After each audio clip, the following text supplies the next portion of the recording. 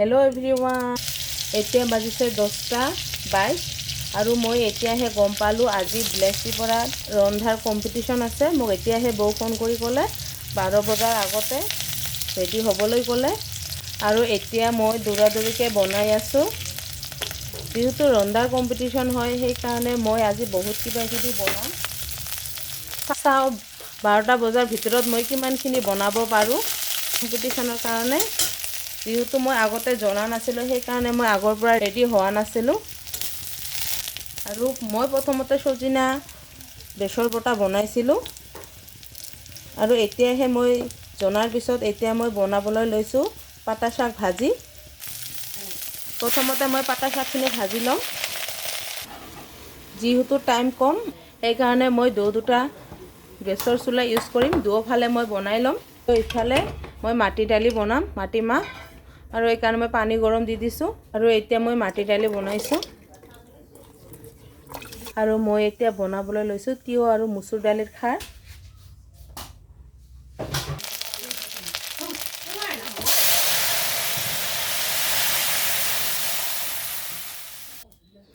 আৰু মই এইফালে চৌকাত কচুৰ পাত পাতৰা দিছো আৰু এতিয়া মই বনাবলৈ লৈছো কচু এয়া চাওক সৰু সৰু কচু মই এটা কাটি আনিলো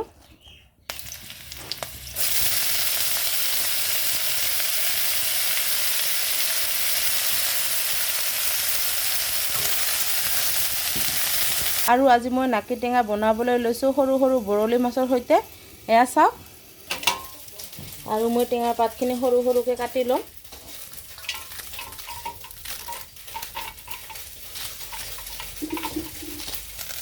আৰু মোৰ মাছখিনিও ভাজা হৈ গল মই এতিয়া মাছখিনি নমাই লম মই বনালো নাকি টেঙাৰে টেঙা পিঠালি সৰু মাছৰ সৈতে আৰু এতিয়া বনাই আছো কঁঠালৰ সবজি এয়া চাওক আৰু মই ভাত আঞ্জা বনাই এতিয়া ৰেডি হৈ আহিছো আৰু মই এইটো বেগত সকলোবিলাক ভৰাই লৈছো কাহি ওলে না যাব চাওক এইটো মোৰ বেগ একদম ৰেডি হৈ গৈছো যাবৰ কাৰণে আৰু এতিয়া মই গাড়ীত উঠি ললো চাওক মই এতিয়ালৈকে ৰেডি কৰা নাই জাষ্ট বাটিখিনি ওলাইছো আৰু মই অকলে নহয় মোৰ লগতে বহুত মহিলা আছে মই আপোনালোকক দেখুৱাইছো এয়া চাওক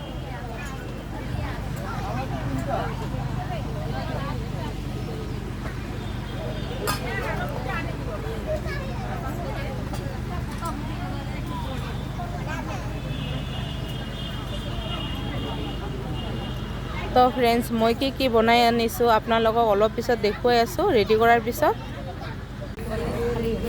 আৰু মই আজি বনাই আনিছো ভাত পাতা শাক ভাজি সৰু কোমল কচুৰ ঠাৰি ভাজি কঁঠালৰ সবজি মসুৰ দালি আৰু তিয়হৰ খাৰ সজিনা বেছৰ বটা কচুৰ পাত পাতত দিয়া মাটি দালি আৰু নাকি টেঙা সৰু মাছৰ টেঙা পিঠালি এয়া চাওক মই এনেকৈ সজাই ললো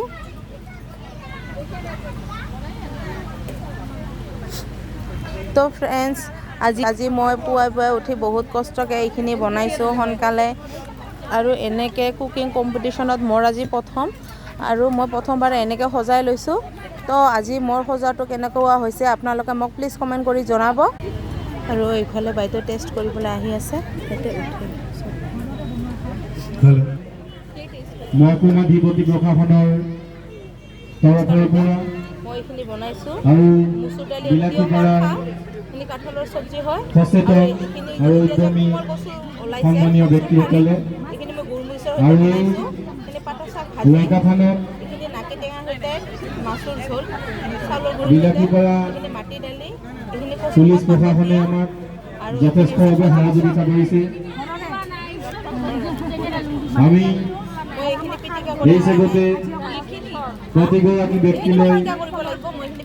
মহকুমা দ্বিপতি প্ৰশাসনৰ তৰফৰ পৰা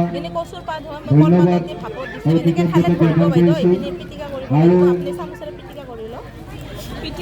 বৰ্তমান চলি থকা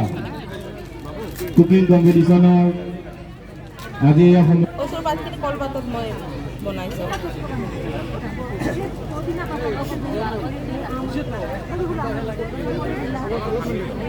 আৰু এইখিনি খাইছে আপুনি নাকি টেঙা বুলি কয় যে, নাকি টেঙা সৰু মাছৰ সৈতে। दूसरा चम्मच दे दीजिए।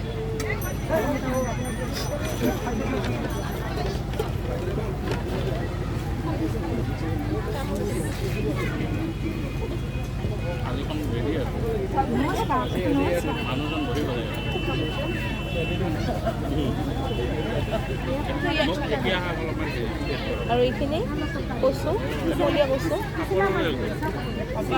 सब खाऊंगी तो पेट भर जाएगा।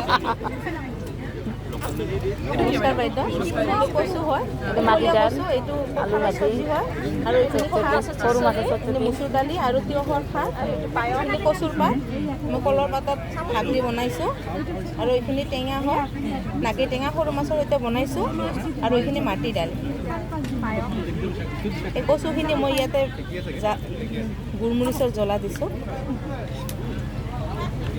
তো ফ্ৰেণ্ডছ, এতিয়া 7:35 হৈছে। এতিয়া আমি ঘৰলৈ আহি আছোঁ। সন্ধিয়া হৈ গ'ল, সন্ধিয়া পাৰ হৈ ৰাতিয়ে হৈছে। আৰু এতিয়া আমি ঘৰলৈ গৈ আছোঁ। তো আজি মোৰ ভিডিঅ'টো ভাল লাগিলে আপোনালোকে লাইক কৰিব, কমেণ্ট কৰিব আৰু ছাবস্ক্ৰাইব কৰিবলৈ নাপাহৰিব। বাই।